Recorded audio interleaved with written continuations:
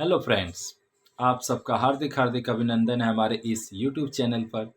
अगर आप हमारे इस चैनल पर फर्स्ट टाइम आए हैं तो कृपया कर इस चैनल को सब्सक्राइब कीजिए तथा बेल आइकन के बटन को प्रेस कर लीजिए ताकि कोई भी नोटिफिकेशन आप तक सबसे पहले पहुंच सके। तो आज हम लोग क्लास 9 लाइफ साइंस का ये प्रश्न पत्र है जो कि आपके आने वाला जो एग्ज़ाम है उस एग्ज़ाम के लिए सबसे महत्वपूर्ण प्रश्न पत्र है। आप इन प्रश्न पत्र को करके ही अपने आने वाले एग्ज़ाम की पूरी तरह से तैयारी कर सकते हैं तथा कहाँ से प्रश्न आएंगे इस सभी की जानकारी आपको इस प्रश्न पत्र के माध्यम से पता चल जाएगा।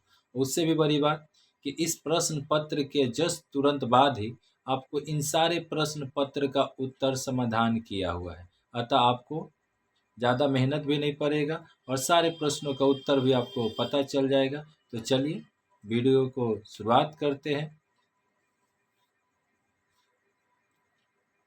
तो यहाँ पर देखिएगा खंड क में संक्षिप्त उत्तर दीजिए। सही उत्तर के सामने आपको सही का चिन्ह लगाना है। तो दिया है पहले आप लोग इन प्रश्न पत्र को पहले देख लीजिए, फिर उसके बाद हम लोग चर्चा करेंगे।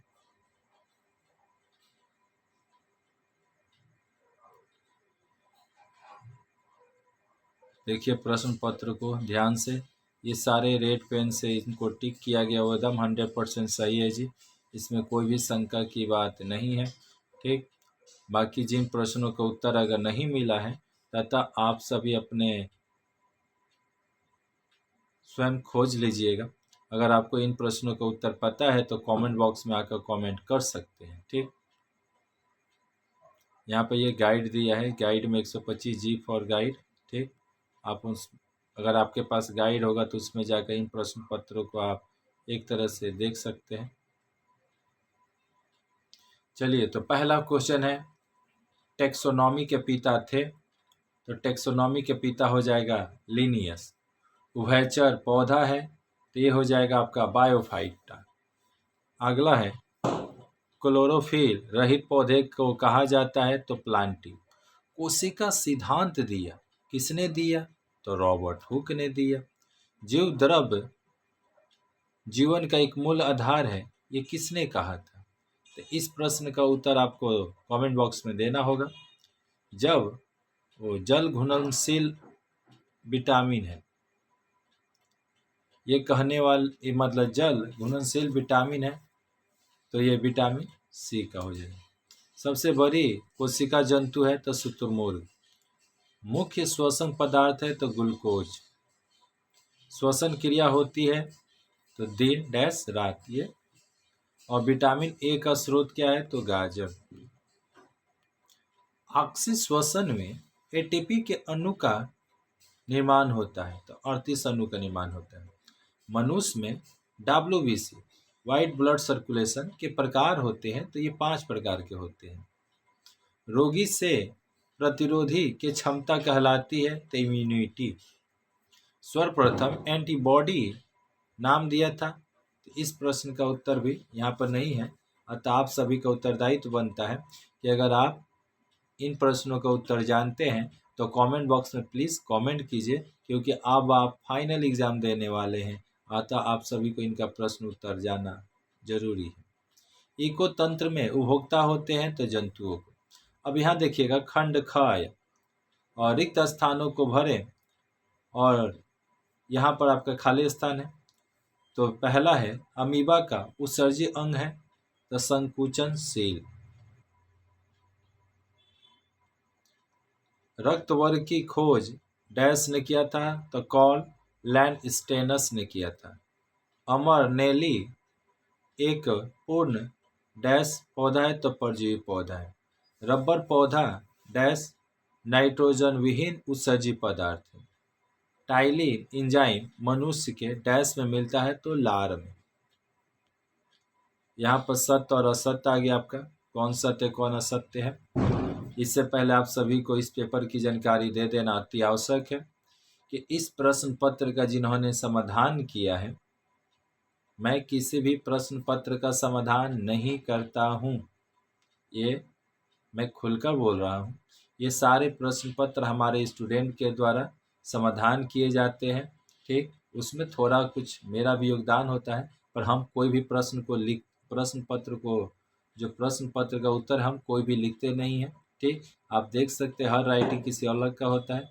तो इस प्रश्न पत्र को लिखने का जिन्होंने लिखा है उनका नाम सोनाली कुमारी झा है, जो क्लास 9 की स्टूडेंट है। उन्होंने अपनी अथक मेहनत के दम पर इन सारे प्रश्नों को उत्तर खोज निकाला है और आपके समक्ष वो प्रस्तुत की है। अतः आप सभी, अगर आपके लिए वीडियो हेल्पफुल है तो प्लीज़ इस वीडियो को लाइक कीजिए और एक प्यारा सा कमेंट कीजिए, ताकि उनका भी उत्साह बढ़े और वो आपके लिए और भी एक तरह से वीडियो, मतलब और भी एक तरह से कहा जाए तो पेपर का समाधान करके आप सबके समझ प्रस्तुत किया जा सके। ठीक, तो वायुमंडल में नाइट्रोजन की मात्रा है 21%, असत्य 78%। तिलचट्टे में खुला परिवहन होता है, सत्य। इंजाइनियम राइजोनियम एक सहजीवी जीवाणु है, सत्य। तिलचट्टे में खुजला परिवहन होता है, मतलब खुला परिवहन होता है, सत्य। थोड़ा मिस्टेक है, सुधार लीजिए, यहाँ पर खुला परिवहन होना चाहिए। युगलिना एक कोशिकीय जंतु है, सत्य। रासारोहण की क्रिया जाइलम द्वारा होती है, यहाँ द्वारा भी थोड़ा सुधार लीजिएगा जी। ठीक, और इस पर सत्य होगा क्या सत्य, इसका उत्तर आप लोग प्लीज़ दीजिएगा। यहाँ 4 नंबर, क वर्ग को ख वर्ग से जोड़ा लगाना है, यानी एक तरफ केचुआ है और उस केचुआ का एक तरह से कहा जाए तो मैच कर रहा है नेफिड्रीमा, और पैरासीमियम का हो जाएगा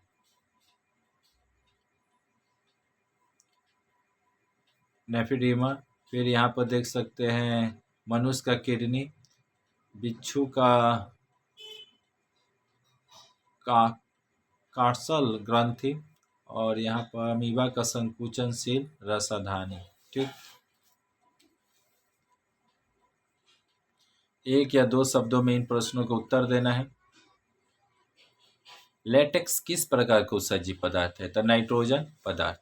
NADP का पूरा नाम क्या है, तो देख सकते हैं कि निकोटिनामाइड एस एडेनिन डाइन्यूक्लियोटाइड्स फास्फेट्स। ठीक, केचुआ का श्वसन अंग क्या है, तो केचुआ का श्वसन अंग त्वचा है, यानी त्वचा से ही सांस लेता है। एंटीबॉडी की खोज सर्वप्रथम किसने की थी, तो वान वेहिंग्स और किवासाटो ने। इम्यूनोलॉजी के जनक कौन है, इम्यूनोलॉजी के जनक एडवर्ड्स जेनर है।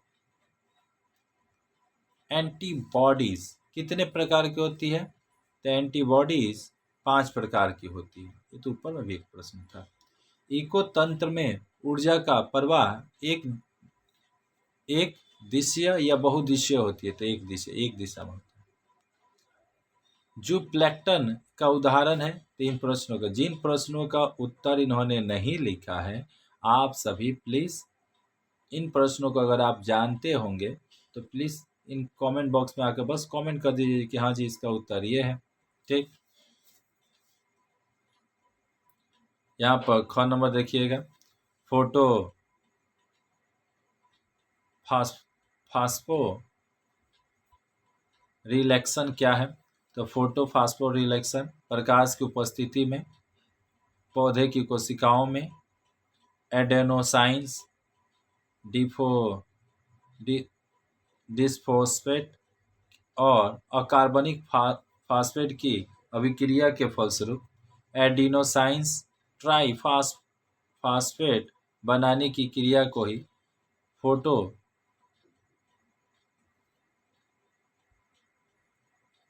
फोटोफास्फोरिलेशन कहते हैं। यहाँ पर ग्लाइकोलाइसिस का महत्व क्या है, तो ग्लाइकोलाइसिस चयापचय प्रक्रिया है जो कि एनारोसिन सेकुलर श्वसन दोनों के लिए आधार के रूप में कार्य करती है। हालांकि यह ऑक्सीजन की आवश्यकता नहीं होती है, लेकिन यह सेकुलर श्वसन में पहला कदम भी है। इम्यूनिटी किसे कहते हैं, शरीर में बीमारियों से लड़ने की जो क्षमता को ही इम्यूनिटी या प्रतिरक्षा कहते हैं। पौधे में उत्सर्जन किस विधि द्वारा होता है? तो पौधे में उत्सर्जन पत्तियों के माध्यम से होता है। उत्सर्जन यानी कचरे को बाहर निकालना, तो पत्तियां भी है, जड़ भी है, पत्तियां भी हो जाएगा, तना भी हो जाएगा, फल होगा, फूल होगा, ये बहुत के माध्यम से बाहर निकलता है कचरा। यहाँ सिम ये प्रश्न देख लीजिए, इस प्रश्न को उत्तर आप लोग खोज लीजिएगा। श्वसन वर्णक के नाम, तो श्वसन वर्णकों के नाम हीमोग्लोबिन, हीमोसाइनिन और एरियोक्यूरिन, क्लोरोकुरिन्स एंड हेमरीथिन्स। थोड़ा सा विटामिन ए और डी का रासायनिक नाम क्या है? तो विटामिन ए का रासायनिक नाम रेटिनॉल्स और विटामिन डी का रासायनिक नाम कैल्सीफेरॉल। खाद्य श्रृंखला किसे कहते हैं? तो भोजन या उत्सर्जित संबंधी, भोजन या ऊर्जा संबंधी आवश्यक के आधार पर परितंत्र में विभिन्न जीवों के बीच पारिस्थितिक संबंध को ही खाद्य श्रृंखला कहते हैं। इकोलॉजिकल पिरामिड क्या है? तो खाद्य श्रृंखला के अंतर्गत विभिन्न ऊर्जा स्तरों के क्रम में सजाने पर जिस शंकुनुमा आकृति की रचना होती है उसी को तो इकोलॉजी पिरामिड कहते हैं।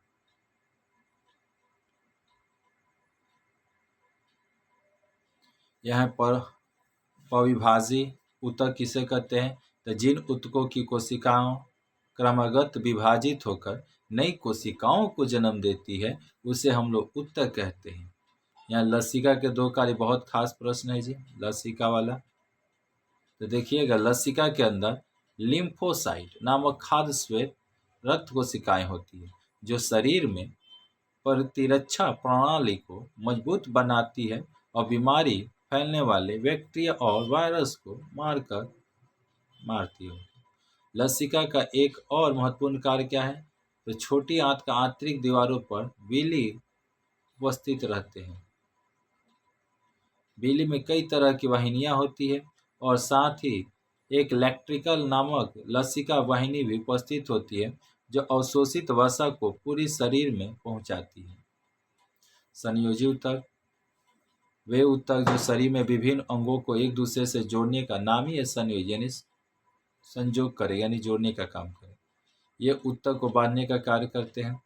यहाँ पर आप देख सकते हैं ये सारे प्रश्न हैं। अब इन प्रश्नों को आप लोग धीरे धीरे थोड़ा वीडियो स्किप कर रहे हैं, आप लोग इनको देख लीजिए क्योंकि वीडियो काफ़ी थोड़ा सा बड़ा हो जाएगा अगर ऐसे पढ़ते रहे तो। हम अगर वीडियो तेज़ी से चल रहा है तो आप इनको पुश करके चाहे तो इन प्रश्नों का उत्तर अपने कॉपी में लिख सकते हैं। अगर आपको अपने कक्षा से संबंधित या अपने भाई बंधु के कक्षा से संबंधित कोई भी फाइनल एग्ज़ाम या एक तरह से कहा जाए तो सेंटअप या फर्स्ट मतलब कि पहला test, unit test, second unit test या किसी का भी पेपर अगर आपको चाहिए देखने का तो हमारे चैनल के प्लेलिस्ट में जाइए और वहाँ पर आपको सारे प्रश्न पत्र एक तरह से देखने को मिल जाएंगे। और वीडियो अगर अच्छा लगे, अगर आपके लिए हेल्पफुल है, अगर आपके लिए फ़ायदेमंद है तो वीडियो को लाइक कर लीजिए, कमेंट कर दीजिए एक ठो ठीक प्यारा भरा, और एक तरह से कहा जाए तो चैनल को सब्सक्राइब कर लीजिएगा तो आप ही का भला हो, क्योंकि कोई भी नोटिफिकेशन आप तक सबसे पहले पहुंचेगा अगर आप बेल आइकन के बटन को प्रेस कर देते हैं और एक तरह से चैनल को सब्सक्राइब कर लेते हैं। जिन प्रश्नों को उत्तर इन्होंने नहीं लिखा है आप सभी प्लीज़ उन प्रश्नों को अपने कॉपी में लिख लीजिएगा और उसी के हिसाब से आप लोग रिवाइज कीजिए, अभ्यास कीजिए आने वाले एग्ज़ाम को ध्यान में रखते हुए। तब तक फिर मिलते हैं एक अलग वीडियो में एक नए टॉपिक के साथ। तब तक के लिए जय हिंद।